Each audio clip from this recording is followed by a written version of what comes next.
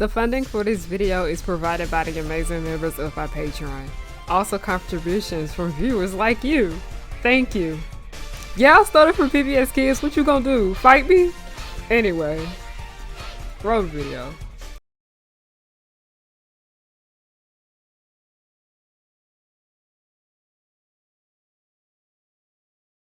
Let's be honest.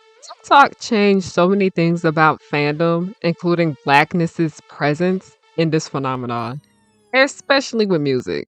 So, around the time of Dana Scully's birthday, I posted a video about how fandom misunderstood the song Breaking Dishes by Rihanna, a song where she explicitly said she wanted to fight her cheating ass, sorry ass partner. And because of Rihanna's enunciation during the line, I'ma fight a man tonight, the misunderstanding of this line caused them to proceed to make thirst traps to this song with their favorite non-black fictional men. But this is not the first time that this has happened with black art, specifically black music.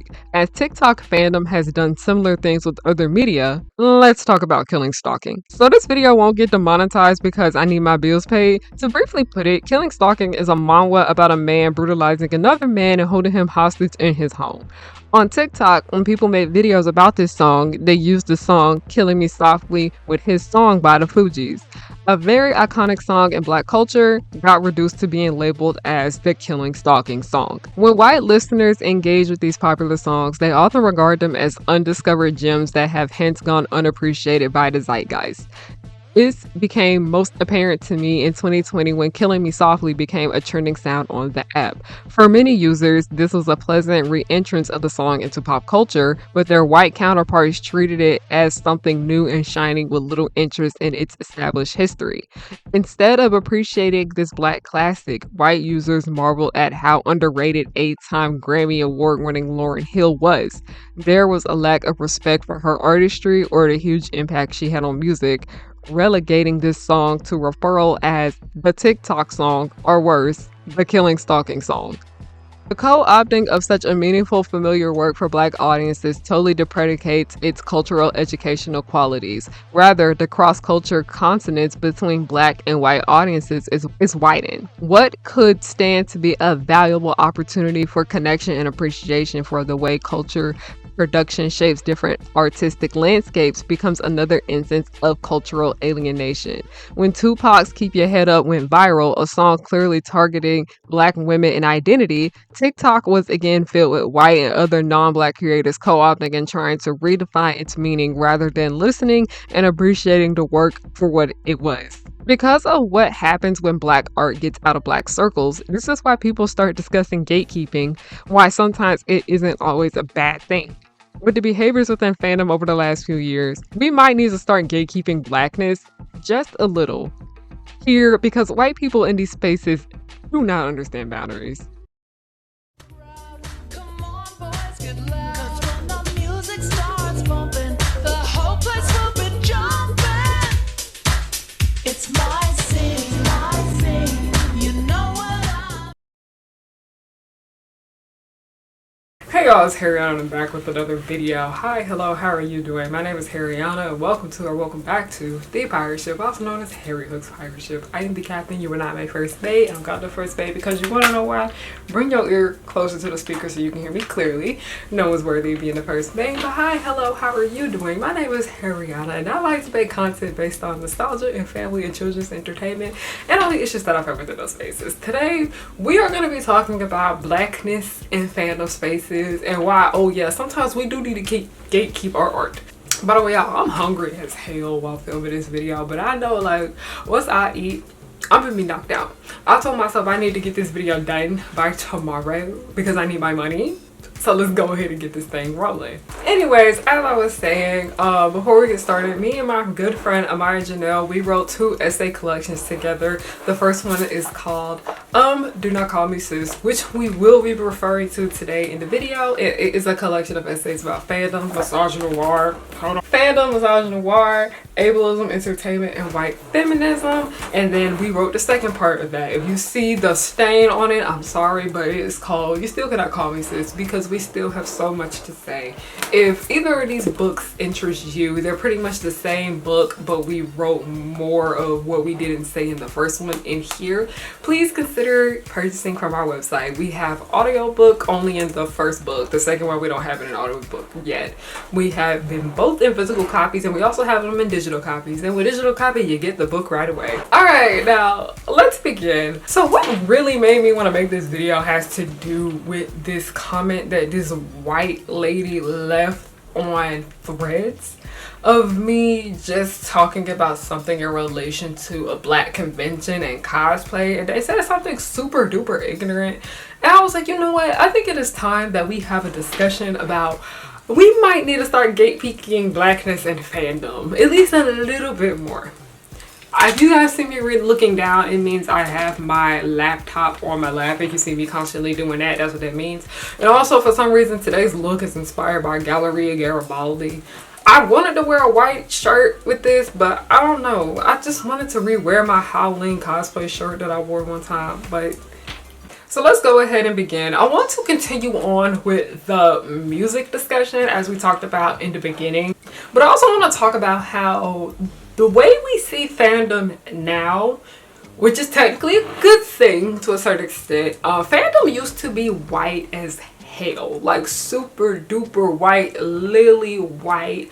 You used to go to conventions, it would be so many white people in there. Conventions that would be in areas that have a high black population, black people would not go to them, and that had to do with the fact that because nobody in our community was really going, we didn't feel included in those spaces. And even with online fandom, so many fandom spaces were so freaking white, and that is why in the future we started seeing more black people create their own fandom spaces. I remember I had to create my own community for black miraculous fans because we were dealing with a lot of racism from the fandom. But like, fandom has a very white history, okay? And I remember like back in the 2000s, like when YouTube really was just like AMV videos, a lot of the AMVs did not really feature black music like that. Like, yeah, they would have the Soulja Boy, and then they sometimes would have like one of those two Chris Brown songs that was really popular in the 2000s, like Excuse Me Miss. But for the most part, a lot of the music was very white that would be in AMVs. Oftentimes you would not find black songs unless it was like black artists that would play like on the pop station like Akon. And part of that just has to do with the fact that a lot of the people that were making AMVs, like I said, fandom was very white. Also, a lot of people just didn't know how to make AMVs back then. It was a lot more gate kept back then when it came to like just making fandom stuff. And by the way, I have an entire separate video talking about like the issues within black fandom. You know, that 2-hour long video I made. If you want to hear me talk more about the issues within black fandom spaces, I highly recommend watching that video. And then also I have like a random rambling video where I'm talking about how fandom and black fandom is getting worse. So give those a watch if you would like.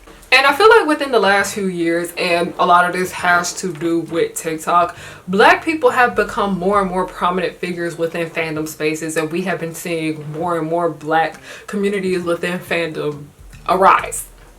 Which is a good thing because we do need diversity here. But then, like I said, I'll say what I said in that video right here. And if you're interested in that, please go check out those videos. But all the issues we have in the regular black community are now in black fandom. Like I said, go check those out over there. And like I said, back in the day, fandom really was not fucking with black music like that. But nowadays, fandom loves to use black music often when it comes to their edits. But that, it costed us. You know how they say, we can't have shit in this house? We can't. And like, I'm never gonna stop talking about like my issues with Sam Levinson and the way he treats blackness. The same issues that I have within fandom spaces, and it comes to not just black music but black aesthetics, it is very similar to the problem that I have with not just Sam Levinson in Euphoria, but also the same problem I have with Sam Levinson in The Idol and Sam Levinson in Assassination Nation, especially Sam Levinson and Malcolm and Marie. But this is more so pertaining to Euphoria because Euphoria, it's not a black show. I'm gonna insert the quote from my book,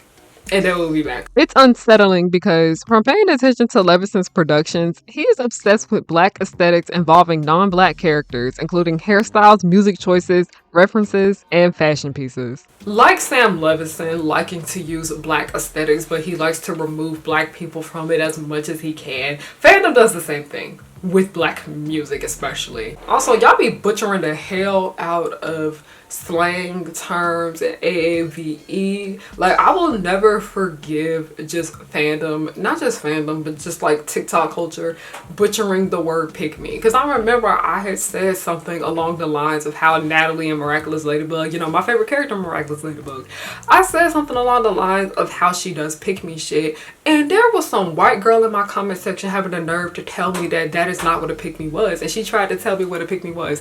Baby, in the black community, pick me has always been said. You didn't learn the word pick me until TikTok. I have been hearing the word pick me since I was young. Little, specifically, because I'm still young. Don't play with me. Like I said, read Don't Call Me Sis, because there actually is an entire section in that book where I talk about how social media likes to take terms that black people have always used and butcher them. Like, I will even bring breaking dishes back up, and I have an entire video talking about how Fandom literally misunderstood the song Breaking Dishes. But that happens so much where white people, specifically talking about white people in fandom, will literally take black art and literally butcher it to the point where it doesn't even have anything to do with the original meaning. Because in the video, like I said, I have a link down below, please check it out, I was talking about how Breaking Dishes is literally a song about a woman being mad at her man treating her poorly, and this thing most likely is cheating. But fandom thinks that this is you thirsting over a man. And like I said, this is a song by Rihanna, who is a black artist, and they be using this song for like the whitest men ever. This is not a thirst trap song. What part of I'm gonna fight a man tonight does she say in the song that you don't understand? Even if they misheard the line I'm gonna fight a man, the other lines in that song make it very clear that she's not thirsting over this man. She's angry with him. Like, it just irritated me because I was just like, this is low-key the killing stalking situation all over again, where they literally took a Lauryn Hill song, and I have my issues with Lauryn Hill. Listen, there's a lot of things about Lauryn Hill that I just keep to myself. There are people who have made videos talking about her behaviors and all of that. It's a whole different thing. But I was like, I hate the fact that white fandom literally took this song and reduced it down to this manga about a man brutalizing another man. And then they refer to it as like the killing stalking song. And I'm like, baby, no, that's not what that is. And then there's also something else that get on my nerves that I noticed that like white people in fandom like to do. I think this really started with black people in fandom wanting to, you know, incorporate more black music into A&Vs, or which I like to call them now edits. I still call them A&Vs. I'm a fandom OG. I noticed that more and more black creators started making more edits to music that they listen to. Music by black artists, to be specific. But now I'm like, these white people in fandom literally will use a song that say nigga like 40 fucking times, and then they would have the whitest character in the edit for the song. And I'm just like, no, read the room. This don't. It's just something else that irritates me, because it is something that I see all the time when I am scrolling on Instagram reels, and y'all know this behavior came from TikTok, but it will be fandom adjacent reels where people are talking about a certain show or a movie. I see this done a lot of times with anime, and the sound will literally say the word nigga in it, and they will literally use it, or sometimes they'll go like over it, and I'm just like, why do y'all feel comfortable enough using black aesthetics and just blackness to your advantage to grow? Like, I don't know. I never really liked it when non-black people like to use sounds or anything like that that have like the N-word in them, because it just rubs me the wrong way. And this especially goes for The Dream. Y'all know I Love Your Girl used to be a staple on this channel until that man literally got hit with human trafficking charges. That's the reason why you don't hear that song on this channel anymore. But y'all know the song I Love Your Girl, and you know there is literally a line of the song where he says fuck that nigga. I don't understand why so many non-black people in fandom spaces like to use that specific part of the song when they would make their videos. Like, I don't know. It's just very off-putting to me the way y'all treat black music. I'm like, y'all can use black music in your stuff, but y'all always want to go out of your way and use the songs that have the N-word in them. Like, and I'll even talk about the freaking Gojo situation, because Gojo, if you don't know, is a character from Jujutsu Kaisen. If you ain't never seen JJK, you probably have seen this man before if you roam around in fandom spaces or if you're into anime or just animation in general. You've probably seen this dude. One day, somebody made an edit of him with the song Hey Daddy by Usher, and mind you, I'm telling you, I really don't think non-black people heard that song until these Gojo edits came out. Like, non-black people in fandom, this is how they discover Hey Daddy by Usher, because everybody that I know that is black has always heard that song since we were young. So y'all take the blackest songs, y'all take the blackest aesthetics, because Usher is like a staple in black culture. As much as I have a very complex relationship with his music now because of some things that have come out about him within the last few years. That is somebody whose music that you didn't necessarily see all the time back in the day within like fandom spaces. But now you hear that song everywhere within fandom spaces, especially when it comes to Gojo. And y'all pick y'all literally pick the whitest looking man to give this song to. I'm sorry, like, I know Gojo is literally like Asian. I know he's Asian, but he has white hair, blue eyes, and he light skinned as hell. Come on, y'all. This is just a little rant where I'm just talking about how fandom, y'all, non-black people in fandom, y'all are very peculiar when it comes to black music. Very, very peculiar.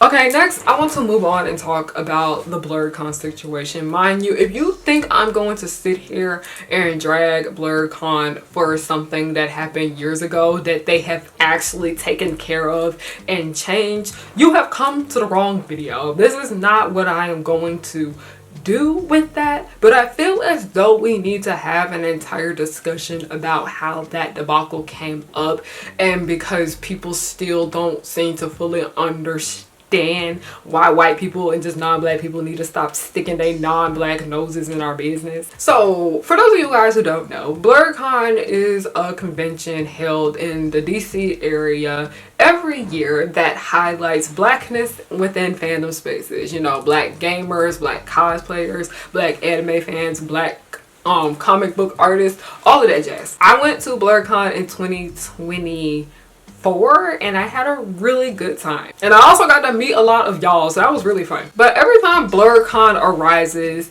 people like to bring up the incident that happened in 2021. I'm pretty sure it was 2021, where a white woman entered in the cosplay contest and won. Now, the main reason a lot of people were pretty much upset about it, which was very much valid reasoning, is because this is supposed to be a convention that centers blackness and fandom, a place that has pushed us out of for so long to the point where we had to make our own subsection of it. You get what I'm saying? And a white woman had the nerve to enter into something that specifically highlighted black people. I want to say that since that has happened, Blerdcon specifically has set a rule to where the cosplay contest is only for black cosplayers. I'm gonna be honest, I feel like non-black people within fandom spaces, especially white people, they often feel the need to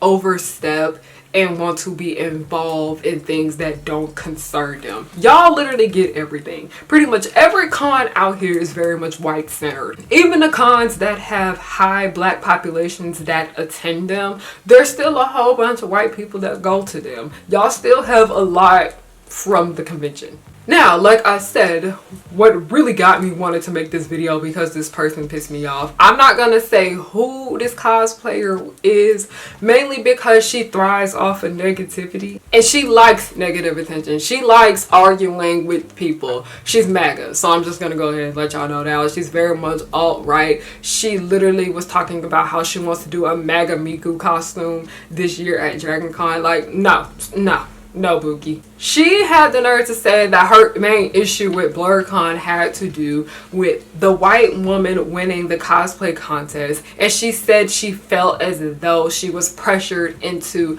giving the award back. Now, that white woman who won the cosplay contest specifically, she even said that she admitted that she was wrong because this was supposed to be a cosplay event that highlighted black cosplayers, and she gave it back. I personally don't feel like she was pressured into giving it back. I feel like she took accountability and did the right thing and gave it back. But this person was like, she was pressured into giving it back, and ooh, I feel bad for her because I just don't think that people were being nice to her about it. And I was like, why is it that y'all always feel the need to invalidate black people's feelings when something frustrating and concerning happens within their community? That is just something that really was grinding my gears about that entire situation, because I'm just sick and tired of people within fandom spaces, white people. That's the reason why those two books exist, Don't Call Me Sis, Don't Call Me Sis, because so much of the things that are discussed in that book have to do with non-black people and white people specifically,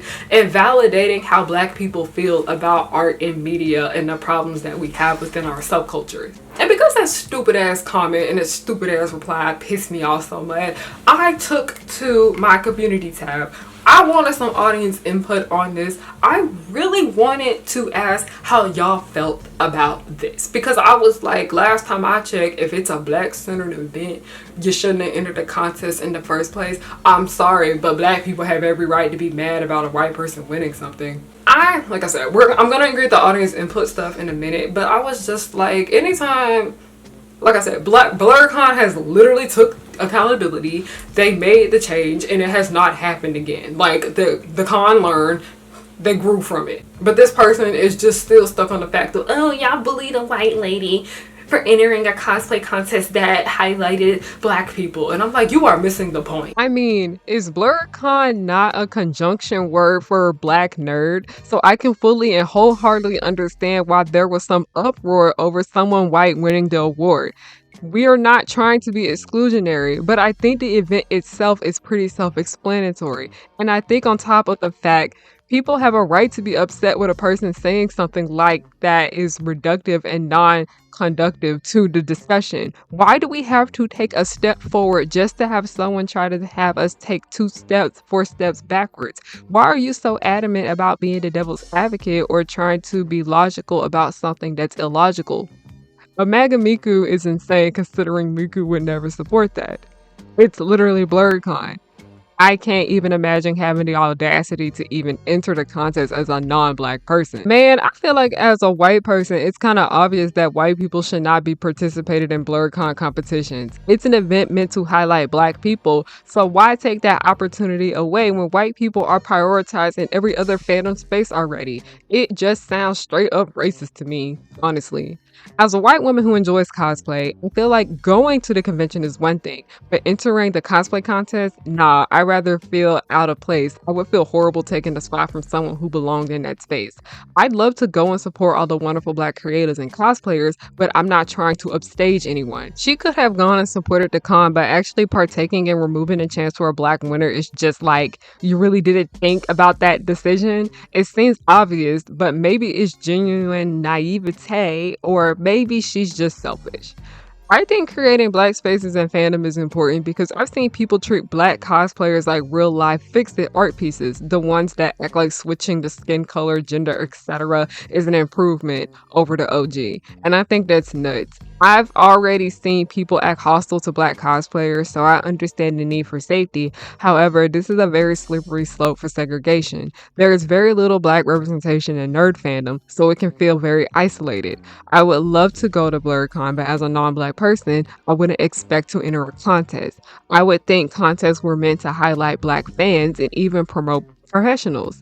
Am I making sense? I am having trouble being concise. Now that you read the audience input, I'm gonna use myself for an example. I am not Latina, not Latina, okay? I am just African American, okay?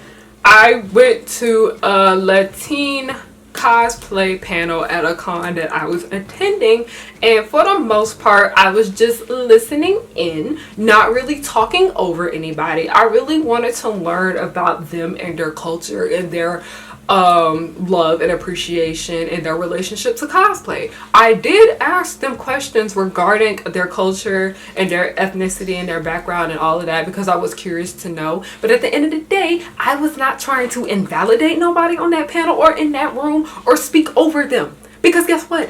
I'm not Latina. I'm just African American. It would have been wrong of me to be like, well, I think y'all need to just have black people or white people or somebody that's not Latino on the panel. Like, you see how ignorant I sound. You see how ignorant that is? Because that's not my place to do that. Even when it comes to Asian American and Pacific Islander Heritage Month, we usually do highlight Asian and Pacific Islander cosplayers during that time of the year. That is not the place for my black ass to be like, well, why aren't y'all highlighting black cosplayers? Because we have Black History Month to do that. We have our own time of the year to do that. I'm not about to be sitting here screaming and yelling that, oh my gosh, y'all are just discriminating us. Why are black people included in this?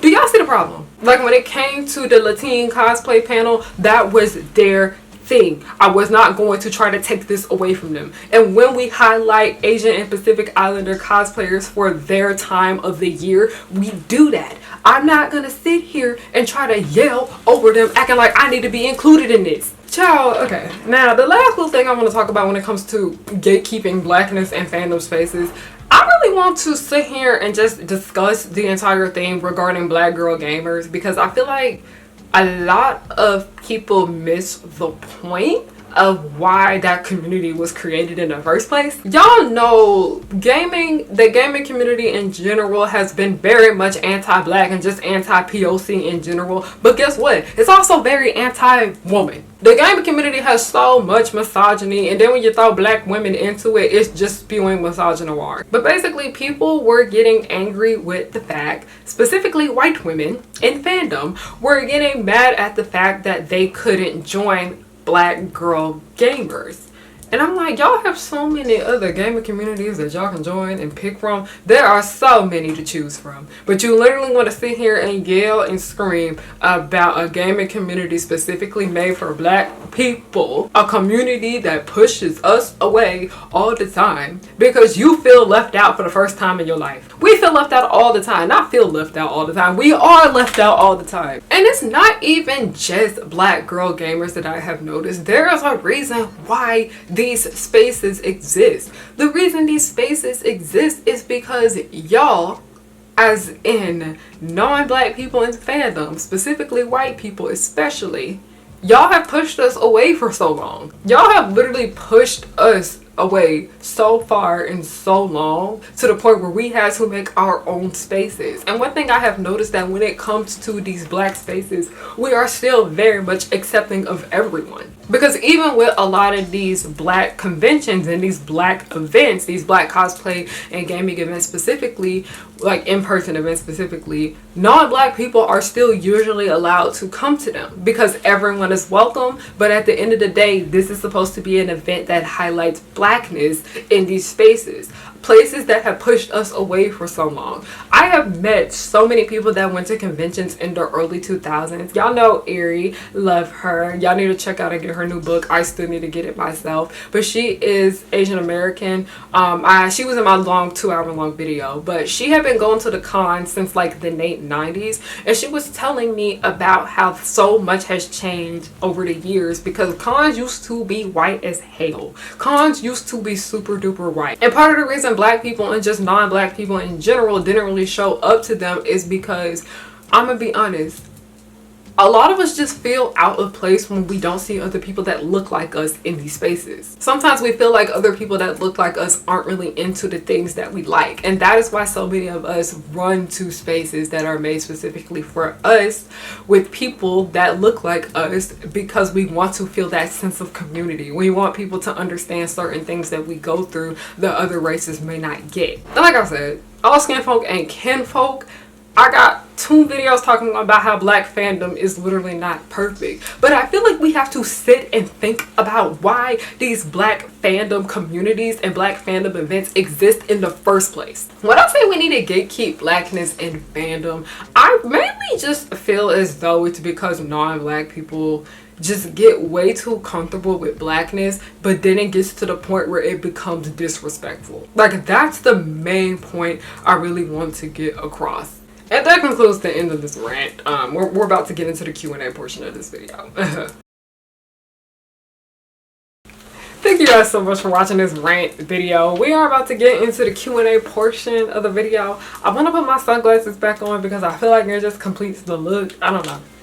But I'm gonna speed through these. Y'all sent me about like 30 questions, but for those of you guys who don't know, I do a Q&A on my Instagram story once a month on one of my more lengthier videos. So if you would like to participate in it, please follow me on Instagram and catch me when I do one of these. Let's go ahead and begin. Okay, the first question is nothing. I have nothing really to say. Y'all are funny. Y'all are so funny. Nothing really. How have you been lately? Stressed. I've been busy working and schooling. School ends literally this week for me, and I know keep losing it. But I'm trying to get by. I'm trying to get by. And also Mother's Day is coming up, and I'm not the happiest about that, so I'm trying. Thank you for asking. Watch any shows lately? I've made it clear that the only thing I've really been watching is the X-Files and My Little Pony, and also the Looney Tunes show. Those are really like the only things I've really been like watching like that. For some reason, I read the book Interview with a Vampire, and I started reading like the other books in the series, but my sister really wanted to watch like the show. Like, it just came on one day, and I've been watching that like on and off with her. But like, I read the book, I kind of don't feel like watching the show. It's pretty well put together, like very well done, very well produced, and I miss New Orleans, and I get like that sense of nostalgia from watching it. But yeah, the other things I've really been watching lately are the Looney Tunes show, My Little Pony, and the X-Files. Also, I've been watching that new Adult Swim anime called Lazarus. The creator of Cowboy Bebop made it. It's pretty good. What inspired you to make a YouTube channel? I've talked about this before, but I just always thought it was something cool, and it was something that I had interest in. And there were like 3 YouTubers I always say inspired me to make my channel. Their names are Maddie Bragg, Amanda Steele, and Andre Black Nerd Comedy. It's just something I wanted to do at this time, like when I was in high school when I really started my channel, because I wanted to have a YouTube channel even when I was younger than that. But nowadays, like when it comes to like when I rebranded the channel and made it Hariana, it was more so just me wanting to make videos about things that I wasn't really seeing on this platform. Have you gone to cons outside of Georgia? Yes, I have gone to cons outside of Georgia. I've been wanting to look into going to more outside of Georgia, but yeah, I have gone to some outside of Georgia. Do you make your cosplays or do you buy them? Sometimes I buy them. Sometimes I commission a friend of mine to make them. And sometimes I make them myself. And when I say I make them myself, usually I buy the pieces and I thrift them. Like, I thrift the pieces and I would remix them. I would do a lot of painting and spraying and glittering and all that. So it's like a mix of that. What do you enjoy the most about filming YouTube videos? It can be general or specific. I don't even know what I enjoy the most about filming YouTube videos. I think the videos where I get dressed up in, like the one I have on like today, I really like it when I do cosplay just for YouTube. Like, that's something that's just really fun for me. It really is what brought the enjoyment back into like making videos. Because y'all remember, I used to be dressing up. I've been getting on camera looking like whatever. If you've been here for a minute, you remember I used to get on here looking like whatever. Sometimes I still do. But I think like me simply dressing up to film, it does add like a little bit more excitement to this hobby that I have, because before YouTube is a job for me, like YouTube is my job, but also YouTube is a hobby. And I always want to make sure I am enjoying my hobbies. But also when it comes to like the enjoyment of YouTube, I don't want to feel like I'm repeating things that other people have said. That's the reason if I notice that if people are making a video about one particular topic and I don't really have nothing new to add to the conversation, I'm not gonna make it. Because I feel like if somebody can watch these other people for this thing, why would they watch me? Any popular well-known Nicktoons you can think of you disliked or never cared for? I never cared for Doug. I'm gonna be fucking honest. I never cared for Doug whatever. Like, it just never really appealed to me.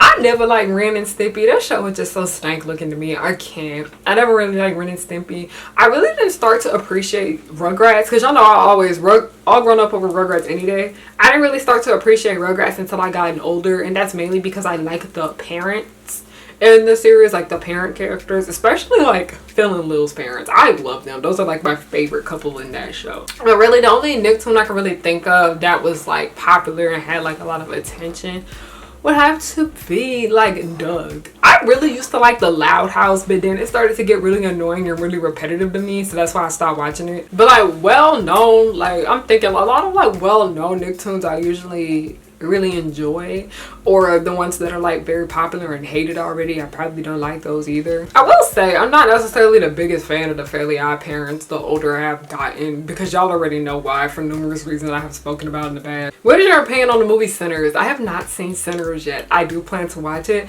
I just have not seen it. Do you think that subcultures are disappearing because of the clean aesthetic? I think subcultures are like disappearing for numerous reasons, but yeah, I don't really say that the clean aesthetic is gonna get rid of subcultures, but I feel like a lot of people are gonna feel pressured to leaving their subculture or dropping it completely or just slowly fading away from it, because like this air quote cleanness is like taking over a lot of like spaces. I noticed that this shit is low-key taking up, like starting to creep into the cosplay community too, and it's annoying. I don't think cultures are really going to disappear, because people are always going to rebel against it, but also, you know, a lot of people don't know how to think for themselves. They're probably going to keep following the trends because a lot of people like to just follow what is trending. What is your opinion on Ever After High? I have no opinion on Ever After High, because y'all know I was a hardcore Descendants fan. I still am, of the first 3 movies in the book. The first 3 movies in the first 4 books, I'd say that.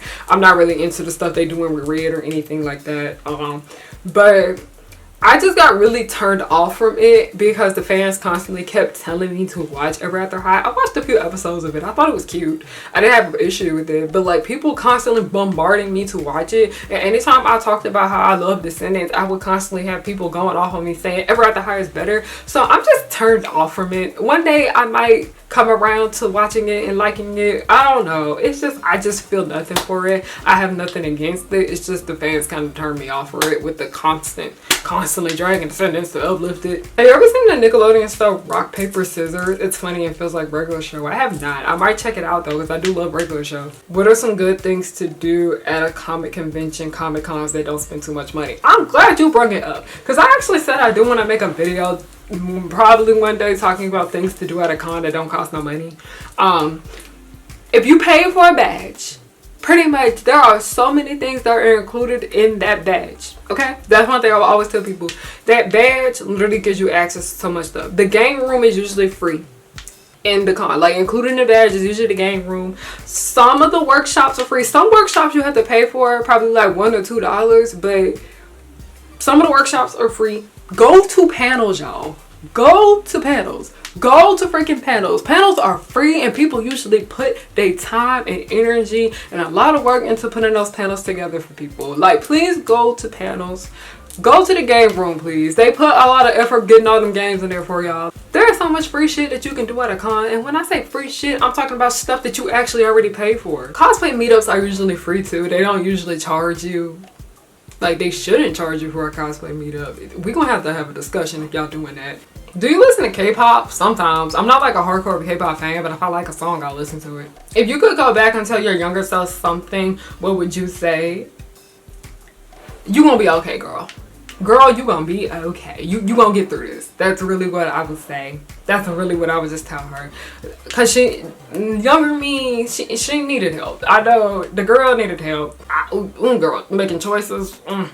You're gonna be okay. Things are gonna get better. What has been your favorite college class thus far? Dang, what has been my favorite college course that I've taken? Not this semester. No, this semester, the courses I took this semester stressed the hell out of me. So none of the ones that I currently took. I always usually enjoy my African American studies courses. I'm not gonna lie, I had a lot of fun with my sociology course I did. Like intro to sociology, I really did like that one. I will say that. Hey Harry, what is your favorite girl group of all time? I don't really know if I can think of one I love like of all time, but I really love Miss Teague. And Miss Teague is this early 2000s black British girl group. They didn't really last long, but a lot of people are kind of familiar with them with their song called All I Want because it was featured with like the Powerpuff Girls Power Pop. Yeah, it's called Power Pop soundtrack. So I say Miss T. Who's your favorite YouTuber? I need some recommendations. I can give you like a few recs of the moment, like people I really been loving. Lisa Febral, y'all know I love Lisa's videos. Her videos are just so well put together. She is always just very respectful when she's talking, and she has an amazing sense of fashion. Very articulate woman. Lisa Febral, really love her videos. I've also really been loving Little Shop of Ali. Oh my gosh, I really enjoy like her channel. I really enjoy her energy. I really like her. The video of hers that really caught my attention was the one she made talking about how she couldn't stand anyone but you, that Sydney Sweeney movie, because I hated that movie too. But I will have Lisa's channel and Ali's channel linked down below because I really do enjoy both of their content. But Little Shop of Ali is more of a newer channel that I've been watching more. I will have her linked down below. Who else have I been really loving? Those are the only two that really came to mind. If you need like a good video essayist that like talks about film, I will recommend Broly Deschanel. Really love Broly Deschanel. And another YouTuber that makes videos about film, Yara Zaid. Like, I feel like if you watch my channel, you probably know who Yara Zaid is. A lot of y'all mentioned that y'all really like to watch her. But yeah, highly recommend her videos. I don't know. I really love the takes that she usually has when it comes to not just like critically acclaimed film, but like Disney Channel movies too, just as well. I really do enjoy her content. Princess Weeks, always amazing. Always amazing. If you want like fandom content, I know a lot of y'all watch me for like my fandom videos, her. And also my Pookie Ella Pastoral makes a lot of other fandom videos too. Love her. But I will have all of these amazing people linked down below for y'all to check out. How do you feel about the show Iyanu? I really like it. I really like Iyanu. What are some of your favorite games? There's only one coming to my mind at the moment, but I love A Date with Death. Y'all know I won't shut the fuck up about that game. I love A Date with Death. I actually do plan to make a video about that in May, so stay tuned. But I'm going to make a video about A Date with Death. I don't necessarily know how I want to go about it yet because I don't even know if I really want to do a deep dive or do I just want to talk about how I think the game really did a good job of handling romance. But yeah, I said my favorite game at the moment would have to be A Date with Death. In your opinion, what animated shows have the best dialogue? MTV Downtown. And that has to do with the fact that real people talk like that. But yeah, I love MTV Downtown. It's literally on YouTube. I think it's only like 10 or 12 episodes long. It's been a minute. But MTV Downtown, I really do like the dialogue of that show. I think the way the characters talk is one of my favorite aspects of it. What are some new shows that you've been watching that you would recommend? The newest thing that I've really been watching lately, I say, is Abbott Elementary. And I do recommend Abbott. How do you deal with virtual bullies? I'm gonna be honest, block and ignore. Block and ignore. That's just pretty much all I can really say. Block and ignore. Block and ignore. Do you like any of the Nick shows that came after the era of iCarly, Victorious, etc.? I'm gonna be honest, I was a fan of Henry Danger. I'm not even gonna lie. But like, Henry Danger is trash. But like, it was my trash at the time. That's the only one I can really think of that came out after. I was not a fan of the Thundermans. I just didn't really like it all that much. I could not stand Night Squad. No, it wasn't for me. The only one I can really think of was Henry Danger though. And I did like Instant Mom, but like that was technically Nick at Night. My mommy really used to like Instant Mom. That's pretty much all I had to say for today's video. Thank you guys so much for watching. I deeply appreciated it. appreciated it. That's how I know I'm tired. I need to go eat. I need to go eat. And my stomach's screaming at me right now. But thank you guys for watching. I deeply do appreciate you all. Have a great day, night, whatever time of the day you chose to watch this video. I'm just thankful that you watched it with ads on. Alright, thank you. Goodbye. Now that you see, you should beware of the power of three. They come to fight as fast as they can. They're dangerous yet fabulous. Because the Utonium made them eschew. They are the colors of pink, green, and blue. They'll catch you in the blink of an eye and do it all before bedtime. They coming through and fighting, and everyone they're shocking. You know no one can stop them all because of the chemical acts. They coming through and coming, and everyone they're shocking.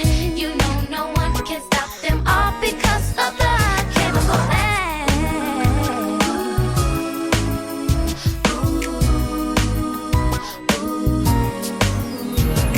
The Powerpuff Girls will just blow your mind. Buttercup fight villains 3 at a time. Bubbles will smile while kicking your butt, and Blossom will lead them out of their rut. Cherish and Powerpuff, 2 of a kind. Both wanna save the world before bedtime. From Townsville, Memphis, New York to LA, the Powerpuff Girls are just here to stay.